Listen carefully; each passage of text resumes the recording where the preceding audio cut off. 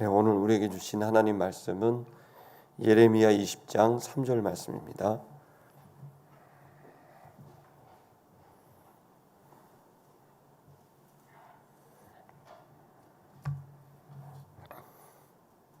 예레미야 20장 3절의 말씀입니다.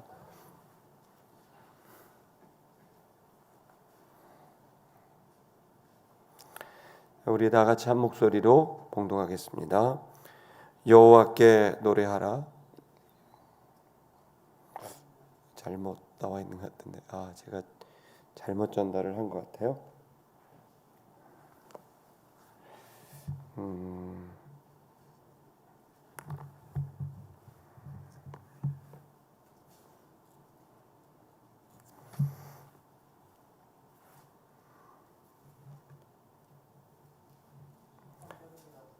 13절이죠. 네.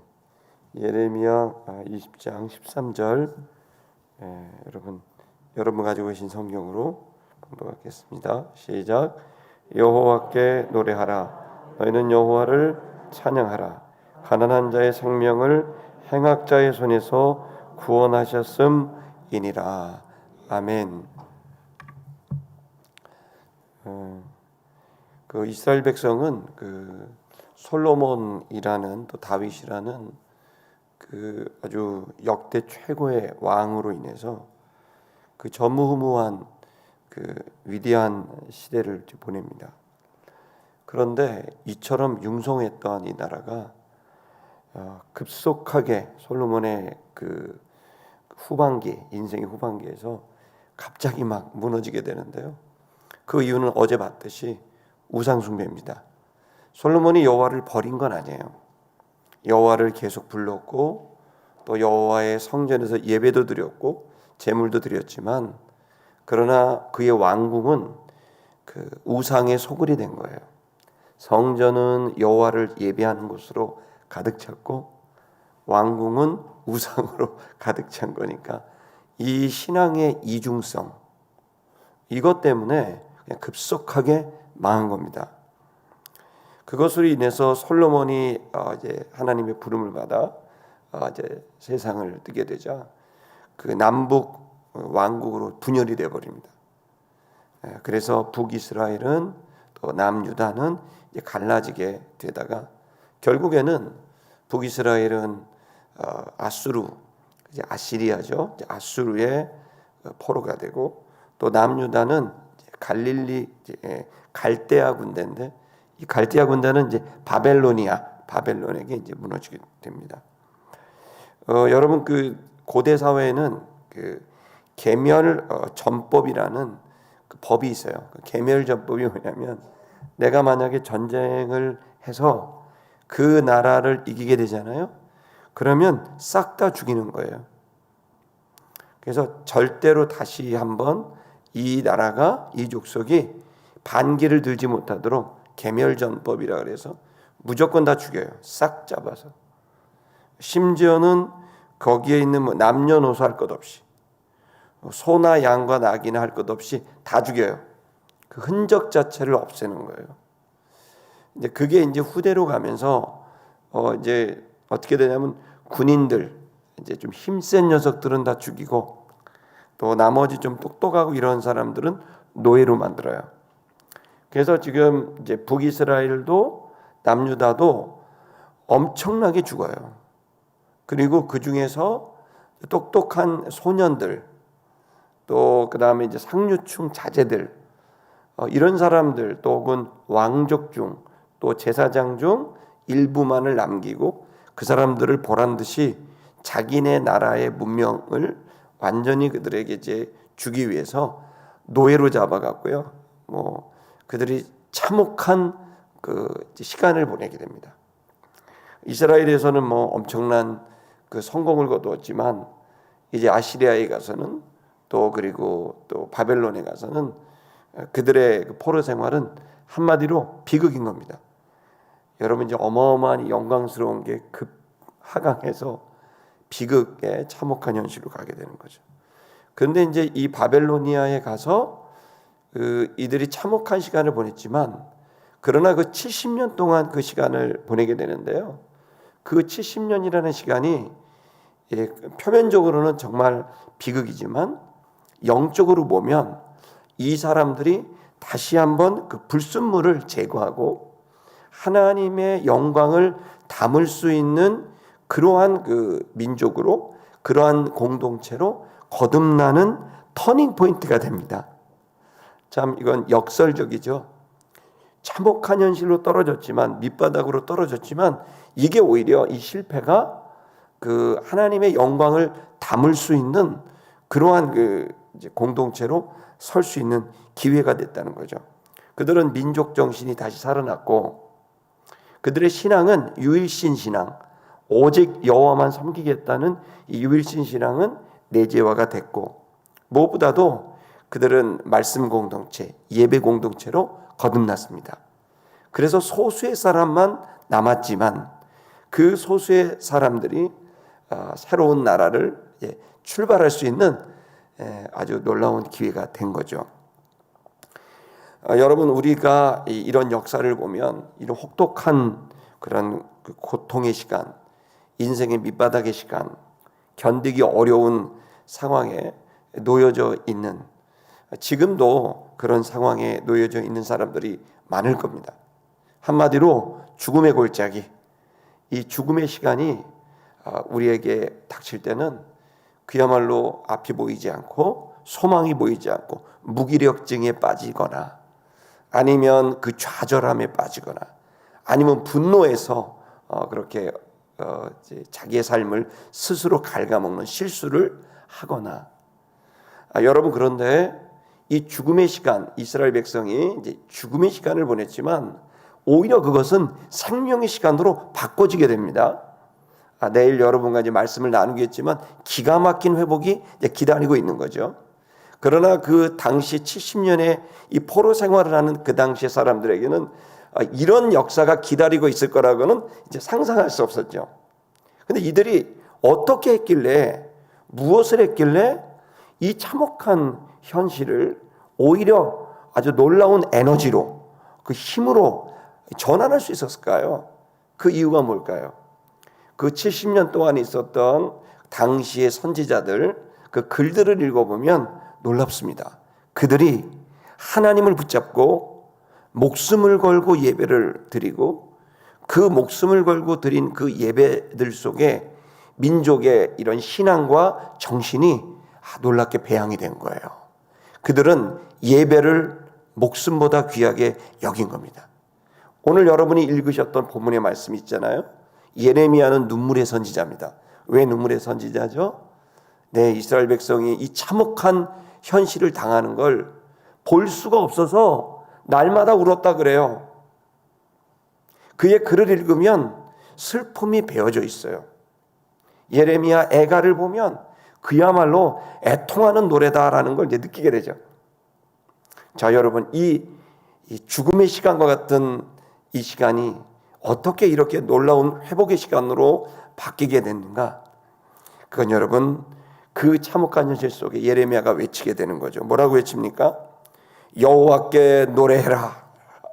여러분, 지금 죽게 생겼어요. 이제 완전히 망하게 생겼어요. 아니, 망한 거예요. 포로가 됐어요. 수많은 사람이 죽어갔어요. 이 유대 땅에서부터 바벨로니아까지 가는 중에 수많은 사람들이 가다가 다 죽어요. 철사로요, 살을 꿰요. 살을 꿰서 가면 걸어가요. 중도에다 탈진하거나 죽어가요.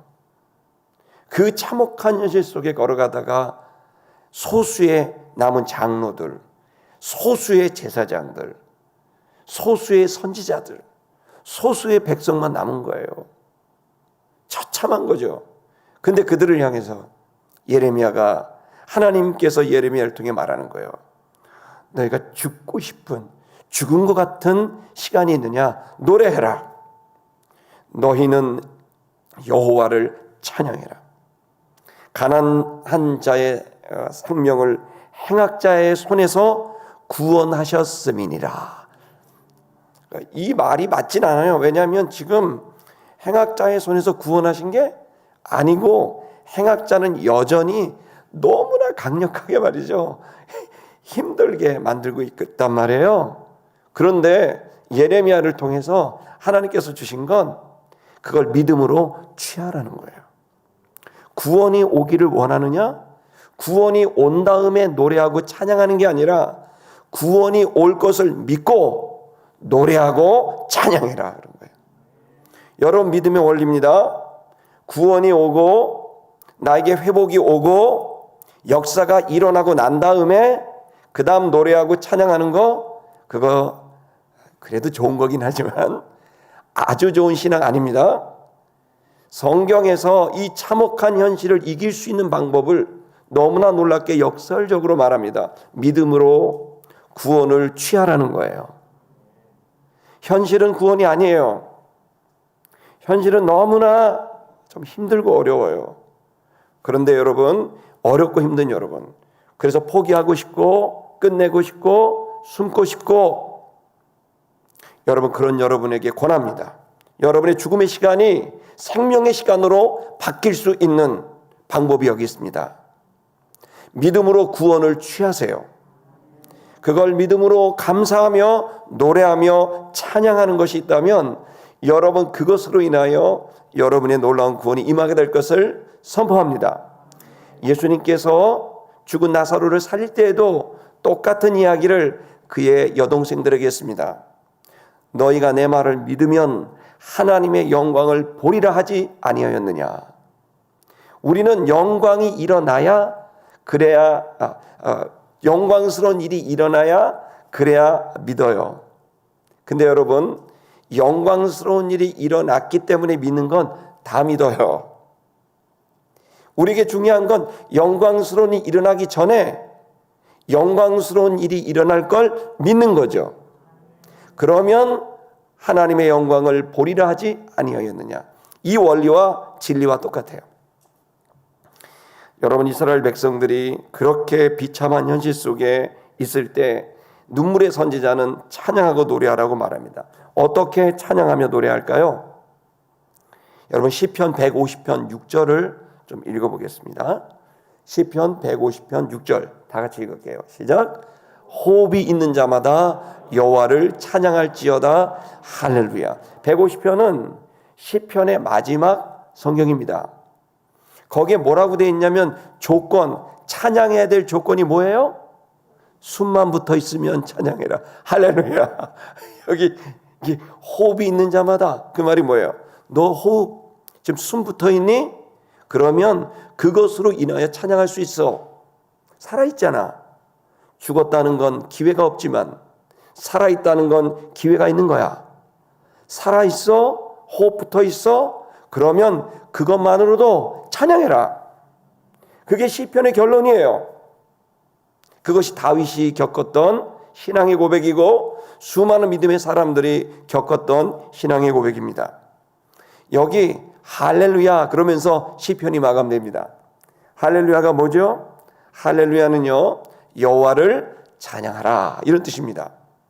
여호와를 찬양하라, 여기에 찬양하라, 할랄, 여호와를 야훼 이렇게 됩니다.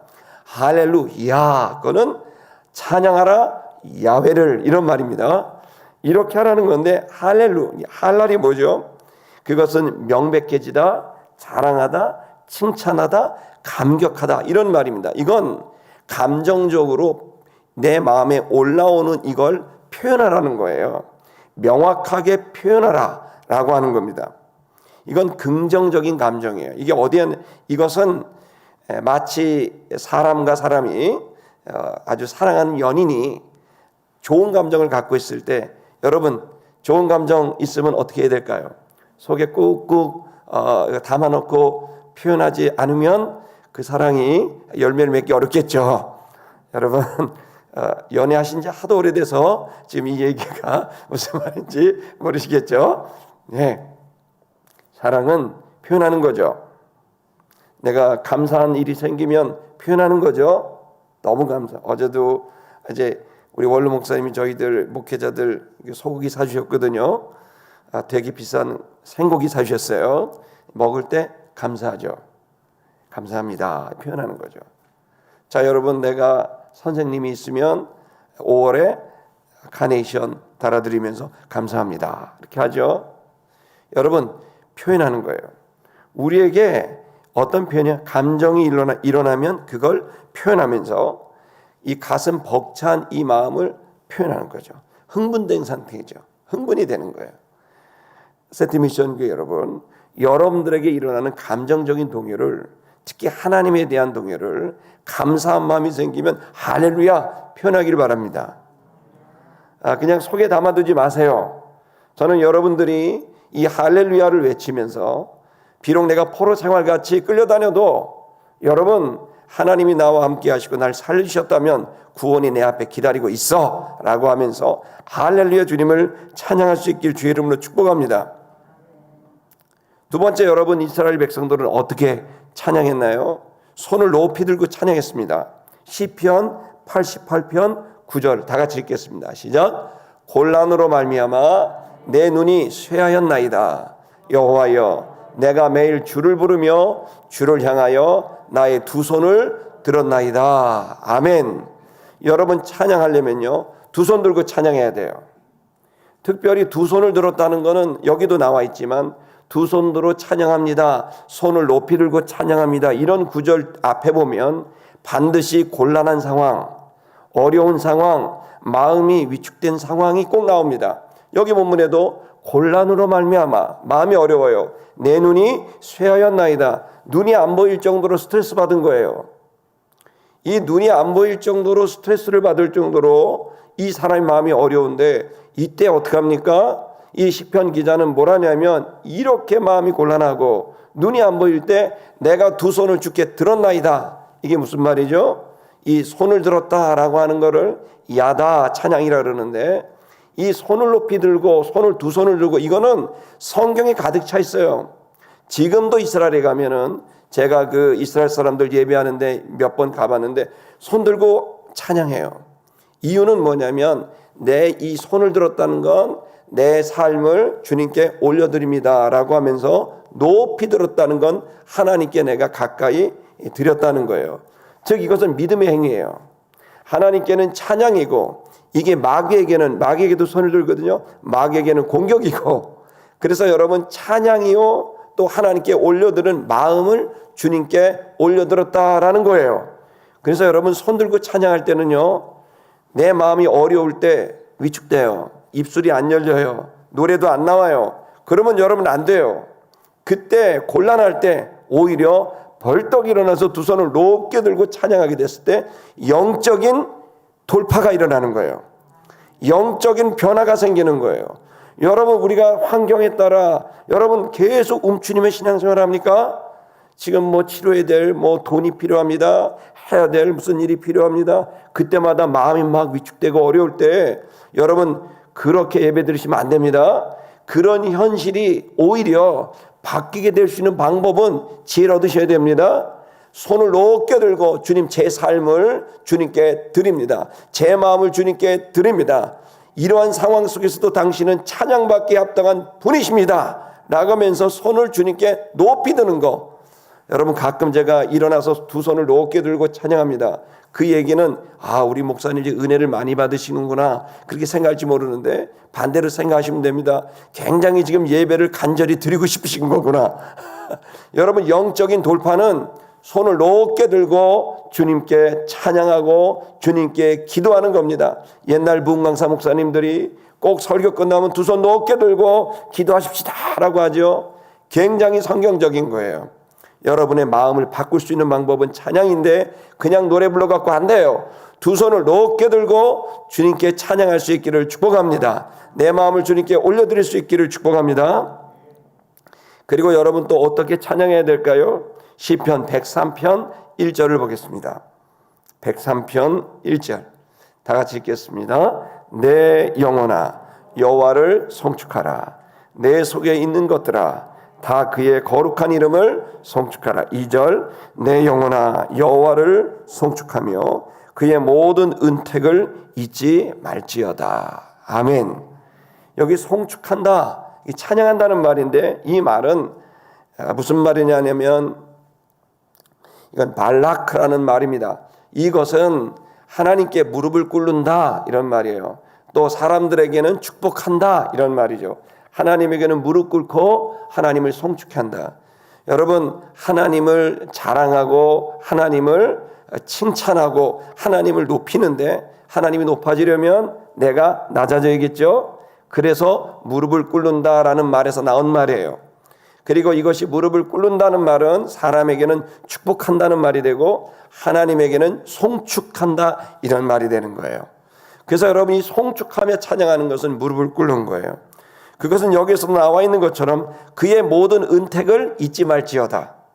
그러니까 주님께서 베푸신, 주께서 은혜를 베풀었어요. 우리 어떻게 해야 될까요? 무릎을 꿇고 주님, 이 행하신 일 참 잘하신 일입니다. 주님께서 베푸신 은혜가 고맙습니다 라고 하면서 주님 앞에 무릎을 꿇고 하나님을 송축하고 높이는 일인 줄 믿습니다. 하나님 참 잘된 것 같습니다. 하나님이 행하신 일은 정말 놀랍군요. 이렇게 멋진 일을 행하신 주님 감사합니다. 위대한 일을 행하신 주님 감사합니다. 당신은 정말 멋지고 아름답고 위대한 분입니다 라고 하면서 그분을 칭찬하는 거예요. 쉽게 말하면 송축한다는 말은 하나님을 칭찬하고 하나님을 축복한다는 말입니다. 여러분, 자녀가 부모를 축복할 때 그 버르장머리 없는 겁니까? 아닙니다. 가끔 제 딸이 아빠 너무 이렇게, 아빠 뒤에서 보면 어깨가 너무 멋있어, 난 이렇게 어깨가 좋은 남자한테 시집갈 거야 막 이런 얘기를 해요. 기분 나쁘세요? 그 칭찬 듣죠? 든든해 보인다니까. 여러분, 그런 말하는 거, 딸이 그런 말하는 거 기분 좋거든요. 예, 하나님도 하나님의 그 모습과 하나님이 행하신 일을 칭찬해 드리면 좋아할까요, 싫어할까요? 여러분, 그분이 행하신 일 참 잘하셨어요. 주님 고맙습니다. 귀한 일을 행하셨습니다. 무릎 꿇고 송축하는 저와 여러분, 고백하는 여러분 되시길 축복합니다. 자, 마지막으로는 여러분 어떻게 찬양할까요? 큰 소리로 찬양하라고 여러 번이 나옵니다. 시편 98편 4절을 읽겠습니다. 읽을게요. 시작. 온 땅이여 여호와께 즐거이 소리칠지어다. 소리내어 즐겁게 노래하며 찬송할지어다. 아멘. 여러분, 소리내야 됩니다. 이 말이 자마르라는 히브리 말인데, 이 말은 의성어, 현악기가 쟁쟁 이렇게 울리잖아요. 현악기 울리는 소리를 따서 자말하는 거예요. 그래서 자마르는 소리를 낸다라는 뜻이에요. 성경에 소리를 내서 찬양하라. 여러분, 5절 그 다음 구절 읽어볼까요? 시작. 수금으로 여호와를 노래하라. 수금과 음성으로 노래하라. 수금, 이 기타 말이지, 현악기로 해라. 그 다음에 음성, 우리 목소리로 소리를 높여라. 그 다음에 6절 시작. 나팔과 호각 소리로 왕이신 여호와 앞에 즐겁게 소리칠지어다. 여러분, 소리치는 거 찬양입니다. 너무 기쁘면 소리치고 큰 소리로 소리칩니다. 그래서 이 자마르는 연주하다, 그 다음에 노래와 음악으로 하다, 큰 소리로 하다라고 표현을 합니다. 우리가 시와 산문과 그리고 또 몸짓과 여러 연기자들의 마임과 이런 것들로 하나님을 높일 수 있지만 가장 일반적으로 하나님을 높이는 건 소리로 높이는 겁니다. 그래서 사람의 음성으로 그리고 연주자의 연주로 그 소리를 통해 하나님을 높이는 거죠. 그래서 할렐루야, 너무나 깨닫게 된 어떤 그 감정적인 것을 소리로 표현할 수가 있는 거고, 또 그 다음에 여러분 발라크, 하나님을 축복하고 송축하는 거, 그걸 또 음악으로 만들 수 있는 것이고, 그죠? 그 다음에 두 손을 높게 들면서도 큰 소리로 외친다면 여러분 그 찬양이 얼마나 풍성해지고 그 속에서 아주 터질 듯한 그러한 그 감격과 기쁨을 표현해낼 수 있으리라고 믿습니다. 어떤 사람들은 감정으로 예배하면 안 된다, 거기에 흔들린다, 무너진다 그러는데, 아니요, 성경을 보면 정확히 감정으로 하는 것과 이성으로 하는 것과 그리고 이 모든 것들이 함께 담겨서 하나님께 내 마음으로 주님을 전심으로 찬양하는 것이 가득 차 있습니다. 그렇기 때문에 여러분, 참혹한 현실 속에서 이스라엘 백성들이 어떻게 70년을 버티고 그 현실이 에너지가 됐을까요? 여러분, 그것은 그들이 이렇게 찬양했기 때문입니다. 때때마다 깨닫게 하실 때마다 할렐루야, 할렐루야 찬양한 거예요. 어렵고 힘들 때마다 두 손을 높게 들고 주님, 내가 당신에게 이 참혹한 현실에 손을 듭니다. 또 하나님께 나갈 때마다 생각하시는 은혜와 은택이 생각날 때마다 읊조리고 주님 고맙습니다, 행하신 일을 감사합니다 하면서 무릎을 꿇었고, 그리고 큰 소리로 모든 소리를 동원해서 하나님을 전심으로 찬양했습니다. 다니엘, 사드락과 메삭과 아베느고 수많은 70년 동안의 믿음의 사람들은 목숨을 걸고 그렇게 예배를 지켰습니다. 그랬더니 하나님이 새로운 시대를 열어주셔서 포로에서 회복할 수 있는 은혜를 주시게 된 것입니다. 여러분, 외치시기를 축복합니다. 할렐루야를 크게 외치시기를 축복합니다. 여러분, 손을 높게 드시며 찬양하기를 축복합니다. 무릎을 꿇고 주님 앞에 고백하시기를 축복합니다.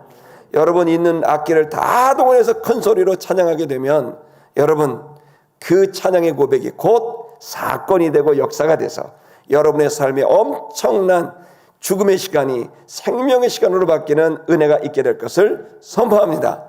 우리 시티미션교회 그렇게 예배하는 교회 되십시다. 할렐루야, 감사합니다. 우리 찬양하겠습니다.